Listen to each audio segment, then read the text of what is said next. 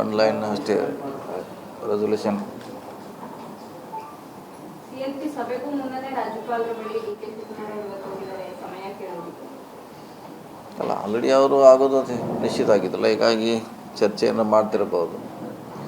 ಮುಂದೆ ಓತ್ ಬಗ್ಗೆ time, date, place ಚರ್ಚೆ ಮಾಡಿರ್ಬೋದು. ಸರ್ ಈಗ ಒನ್ ಮ್ಯಾನ್ ಒನ್ ಪೋಸ್ಟ್ ಅದಕ್ಕೆ ಸ್ಟಿಕ್ಕರ್ ಆಗಿದ್ದಾರೆ ಸರ್ ಕಾಂಗ್ರೆಸ್ ಹೈಕಮಾಂಡ್, ಅಥವಾ ಏನಾದ್ರು ಚೇಂಜ್ ಮಾಡೋ ಸಾಧ್ಯತೆ ಇದೆ ಸರ್? ಇದೆಲ್ಲ ಗೊತ್ತಿಲ್ಲ, ಅದು ಸಾಯಂಕಾಲ ಅಥವಾ ನಾಳೆಗೆ ಅಂತಿಮ ಆಗ್ಬೋದು ಚರ್ಚೆ. ಸೊ ಅದನ್ನೆಲ್ಲ ಮಾತಾಡ್ತಿದ್ದಾರೆ ವರಿಷ್ಠರು, ಡೆಲ್ಲಿ ವರಿಷ್ಠರು, ರಾಜ್ಯ ವರಿಷ್ಠರು. ಅಂತಿಮವಾಗಿ ನಾಳೆವರೆಗೆ ಫೈನಲ್ ಆಗ್ಬೋದು ರೀ. ಸರ್ ಮೊನ್ನೆಯವರು ಕೂಡ ಕೆಪಿಸಿಸಿ ಸ್ಥಾನಕ್ಕೆ ತಮ್ಮೊಬ್ಬರ ಹೆಸರನ್ನೇ ಬಂದಿತ್ತು ಸರ್, ಈಗ ಪರಮೇಶ್ವರ್ ಅವರ ಹೆಸರು ಕೂಡ ಕೇಳಿ ಬರ್ತಾ ಇದೆ. ಗೊತ್ತಿಲ್ಲ ಯಾರಿಗೆ ಮಾಡ್ತಾರೆ, ಅಂತಿಮವಾಗಿ ಹೈಕಮಾಂಡೇ ಮಾಡಬೇಕು. ಯಾರಿಗೆ ಮಾಡಿ ನಿರ್ಧಾರ ಯಾವುದೇ ಇದ್ರೂ ಕೂಡ 2-3 ಹೆಸರು ಇಟ್ಟಿರ್ತಾರೆ. ಒಂದು ಹೆಸರು ಯಾವಾಗ ಇರೋಲ್ಲ.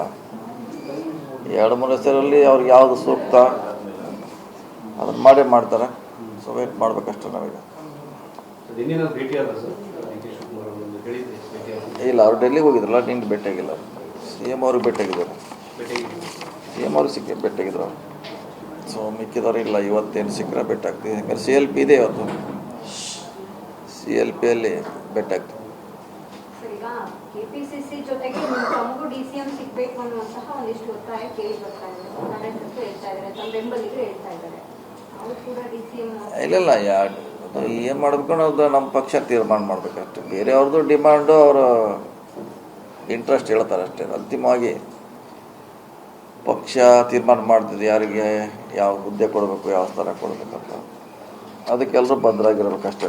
ಸರ್, ಕಾಂಗ್ರೆಸ್ ಇತಿಹಾಸದಲ್ಲಿ 4 DCM 3 DCM ಮಾಡುವ ಉದಾಹರಣೆಗಳಿಲ್ಲ, ಮಾಡಬಹುದಾ? ಇನ್ನೂ ಮಾಡಿಲ್ಲ, ಏನು ಚರ್ಚೆ ಅಷ್ಟೇ ಮಾಡಿಲ್ಲ ಇನ್ನೂ.